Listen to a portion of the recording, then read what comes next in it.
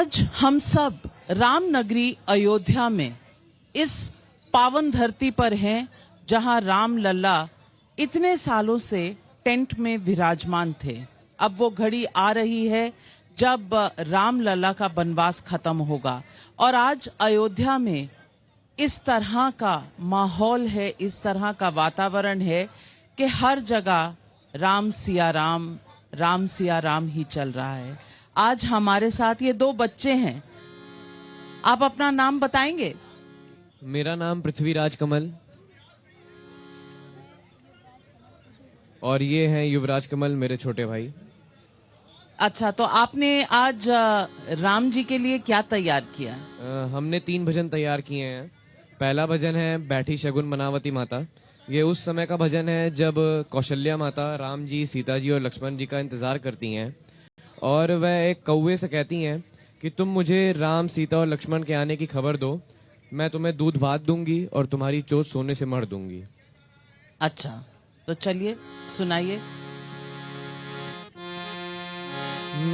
बैठी सगुन मनावती माता, बैठी सगुन मनावती माता, कब आई है मेरे बाल कुशल घर, कब आई है मेरे बाल कुशल घर, कहु काग फुरी बाता, बैठी सगुन मनावती माता। बहुत बढ़िया। और आज हमारे साथ बैठे हैं देवकी नंदन ठाकुर जी। और देवकी नंदन जी, प्रभु राम का वनवास तो 14 साल का था, लेकिन अब अयोध्या में राम मंदिर में जब उनकी प्राण प्रतिष्ठा होगी तो ऐसा लग रहा है इस देश को कि 500 वर्ष के वनवास के बाद प्रभु राम लौटेंगे। आपके मन में किस तरह के भाव है? नाविका जी, सबसे पहले तो आपका साधुवाद, धन्यवाद। 500 वर्ष ये कोई साधारण लड़ाई नहीं है। बहुत बलिदान दिए गए हैं। जब से औरंगजेब या उसके पूर्वजों ने इस देश पर आक्रमण किया, सनातनी परंपराओं को ठेस पहुंचाई, मंदिरों को तोड़ा और भगवान जिनको हम लोग पूजते हैं उनके छवियों का अपमान किया, तब से हमारे साधु संत, राजे महाराजे, सेवक, सैनिक, न जाने कितने लोग बलिदान हुए।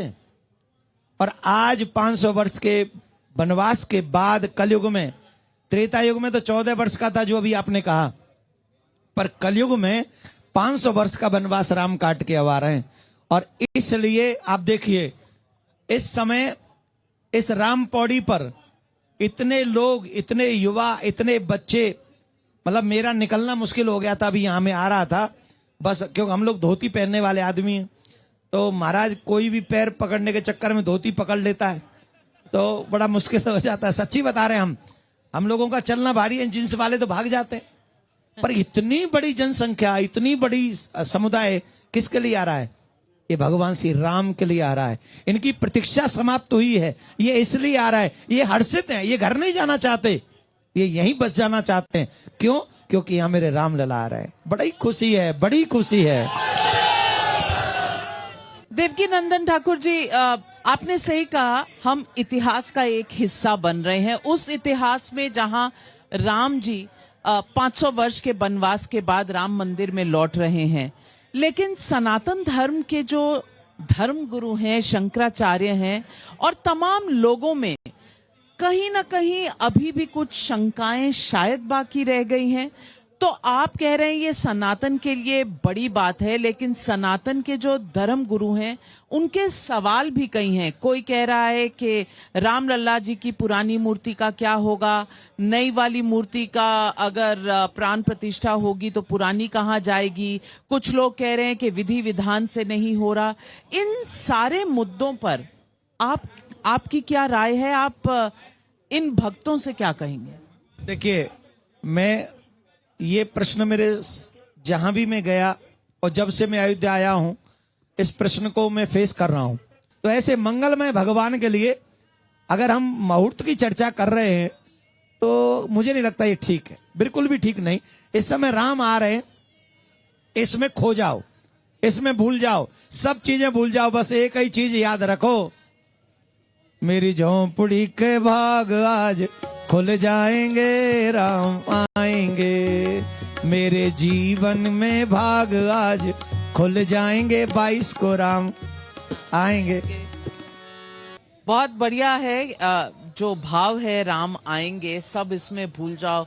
लेकिन फिर भी कष्ट ऐसा है कि सनातनी धर्मगुरु जब कहते हैं अर्ध निर्मित मंदिर है, अभी निर्माण पूरा नहीं हुआ है, जल्दी है, राजनीति हो रही है, तो इस पर आप क्या करें? देखो, अगर कोई राजनीति की बात पूछोगे तो हम अभी जवाब दे दें। दे दीजिए।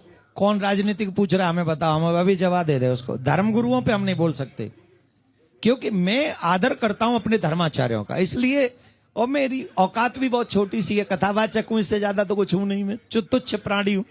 लेकिन अगर कोई राजनीतिक व्यक्ति कह रहा हो तो उसे मेरे सामने या तो ले आओ या मुझसे उसके नाम लेके पूछ लो, मैं अभी बताता हूं। तो राजनीतिक व्यक्ति कह रहे हैं कि राम मांसाहारी थे, कोई कह रहे हैं वो बीजेपी के पोल एजेंट बन गए हैं, बूथ एजेंट बन गए हैं, कोई कह रहा है राम जी किडनैप हो गए हैं, उन्हें अगवा कर लिया गया है, और कोई कह रहा है कि बीजेपी और आरएसएस ने राम जी का कॉपीराइट ले लिया है। नहीं, मैं ऐसा नहीं मानता।